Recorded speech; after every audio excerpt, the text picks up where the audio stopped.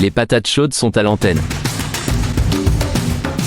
Pour la biodiversité et le climat, il n'est plus temps de se passer la patate chaude. L'association Agir pour tous et ses adhérents les patates chaudes Informe et forme pour agir plus efficacement. organisent des actions collectives Détecte et soutiennent les bonnes pratiques et innovations à impact positif. Salut Quentin, de quoi nous parles-tu aujourd'hui ? Salut Pierre-Emmanuel, nos auditrices et auditeurs s'en souviennent probablement, on avait fait le bilan de la première moitié du printemps. L'été météorologique a commencé le 1er juin, il est donc temps de faire le bilan définitif de ce printemps qui restera comme un bon cru. Précision importante, les données que je vais citer sont celles de la station de Rennes-Saint-Jacques, donc ce sera un bilan local. Alors ce printemps a été particulièrement doux, n'est-ce pas ?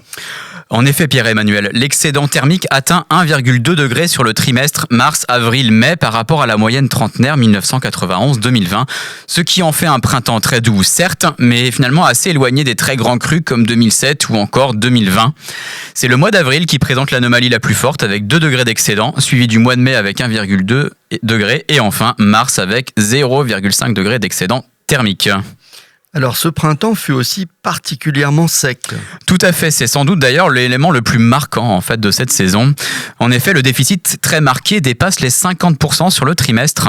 C'est le mois de mars qui présente le déficit le plus important avec 60%, suivi du mois de mai avec 54% et du mois d'avril avec 45%. À Rennes, le cumul trimestriel atteint péniblement les 75 mm, soit ce qu'il est tombé en seulement 3 jours entre le 24 et le 26 janvier dernier, par comparaison. Le printemps 2025 fait partie des printemps les plus secs jamais enregistrés dans la capitale bretonne. Cependant, ce bilan a pu être plus contrasté à l'échelle locale, notamment en raison des orages du mois de mai, comme c'est souvent le cas d'ailleurs. Alors des valeurs remarquables de température ont-elles été relevées ? Eh bien, avec 6 journées où le thermomètre a dépassé le seuil de chaleur, fixé à 25 degrés par Météo France, le printemps 2025 à Rennes est de très bonne facture, mais assez éloigné du printemps 2020 avec 11 unités, par exemple. Cependant, une valeur tout à fait remarquable a été relevée le 30 mai dernier avec une maximale à 30,4 degrés, à seulement 4 petits dixièmes du record du 25 mai 1953. On se demande comment il tient celui-là. C'est seulement la 6e fois que le thermomètre franchit le seuil de forte chaleur, à 30 degrés, depuis le début des relevés en 1945. Plus largement, à l'échelle nationale, de nombreux records mensuels ont été battus dans le sud-ouest le 30 mai, notamment à Toulouse avec près de 35 degrés. Et le mois de juin est bien parti pour suivre le même chemin. Oh oui, en effet, pas trop de suspense. La tendance chaude et sèche se prolonge sur ce mois de juin. Il pourrait d'ailleurs être particulièrement chaud en raison d'une vague de chaleur précoce prévue entre la fin de la 2e décade et le début de la 3e décade, centrée sur le solstice d'été. Les vagues de chaleur deviennent de plus en plus fréquentes au mois de juin. Rappelons-nous de juin 2017, juin 2019 et plus proche de nous et surtout juin 2022.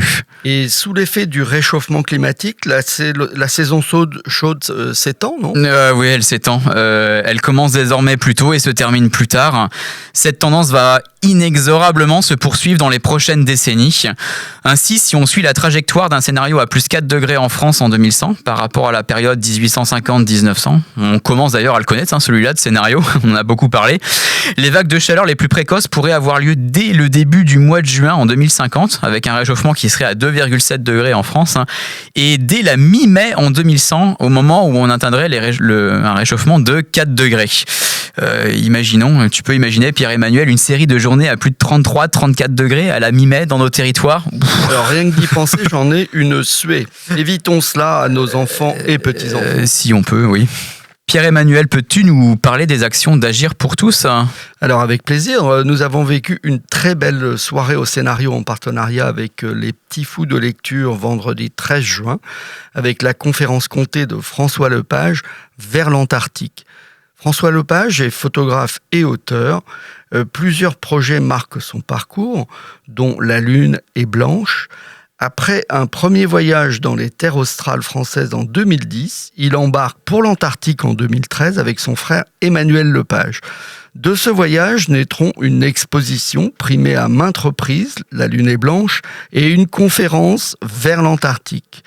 Du récit de leur traversée, François mêle l'histoire des grands explorateurs du continent polaire, portés par leur rêve de conquête, l'exploration scientifique et l'esprit d'aventure.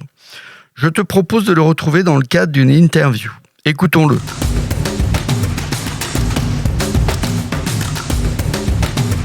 Bonjour François, avec ton frère Emmanuel, vous avez connu une expérience hors norme, la découverte de la Terra Deli.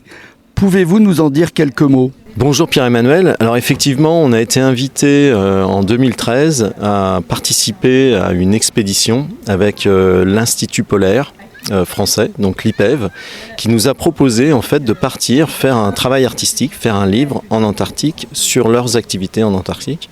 Et donc on a eu cette occasion de traverser l'océan austral à bord de l'Astrolabe, un brise-glace de l'Institut polaire, et ensuite de traverser une partie du continent à bord d'un convoi terrestre de ravitaillement qui va donc faire le ravitaillement de la station franco-italienne Concordia, qui est une station scientifique.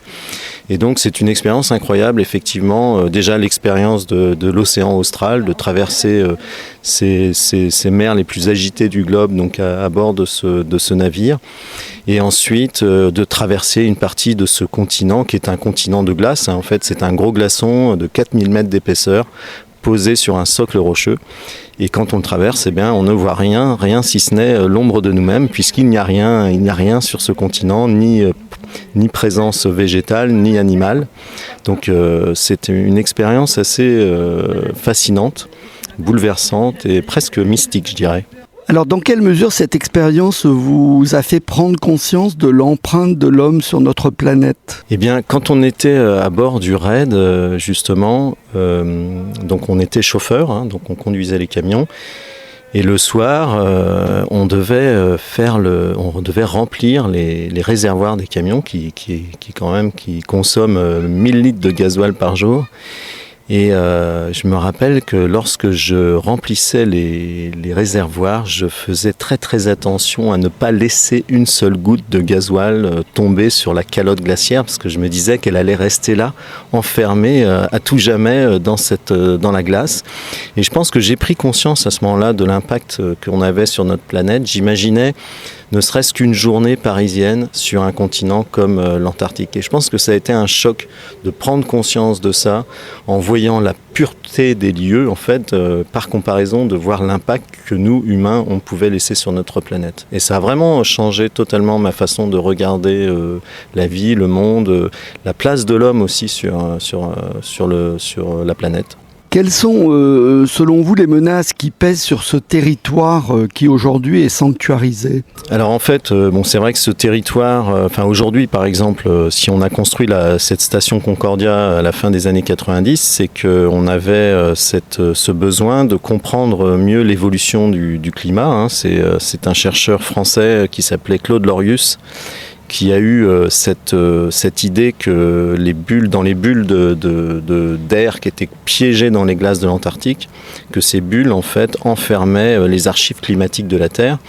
Et donc, depuis déjà plus de 60 ans, 50 ans, on fait du carottage en Antarctique pour prélever ces éléments de glace et pour comprendre l'évolution du climat.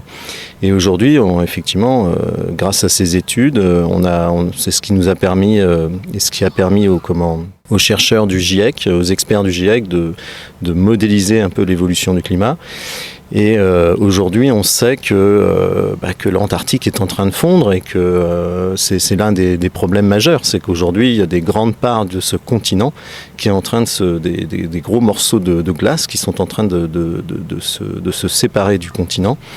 Et bien sûr, l'Antarctique, c'est pas comme en Arctique, si vous voulez, c'est un problème de la montée des océans. C'est vrai que si l'Antarctique vient à fondre, l'océan va monter de plus de 60 mètres, sachant qu'une grande partie de la population mondiale vit à proximité des côtes.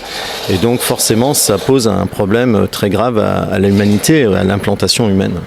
Eh bien, merci beaucoup François Lepage, et puis à bientôt. Avec plaisir, à bientôt Pierre-Emmanuel.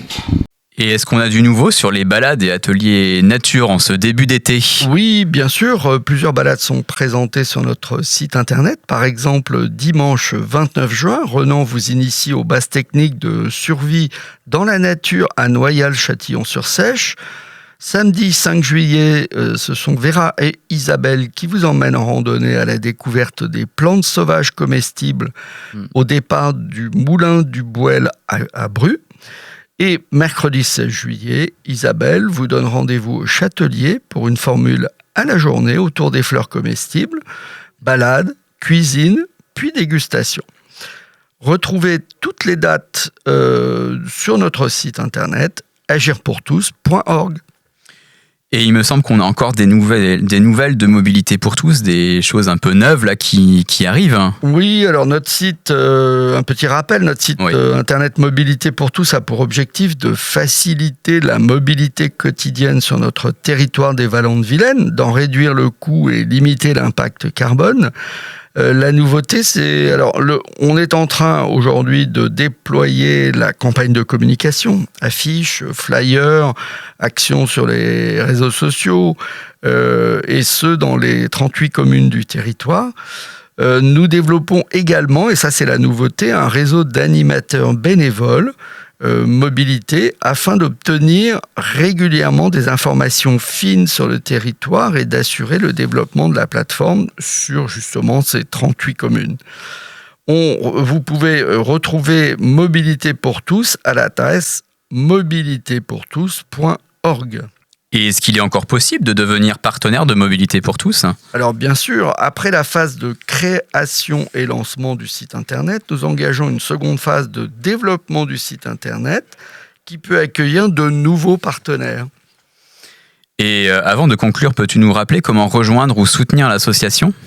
Bien sûr, tu peux le faire directement sur notre site internet agirpourtous.org.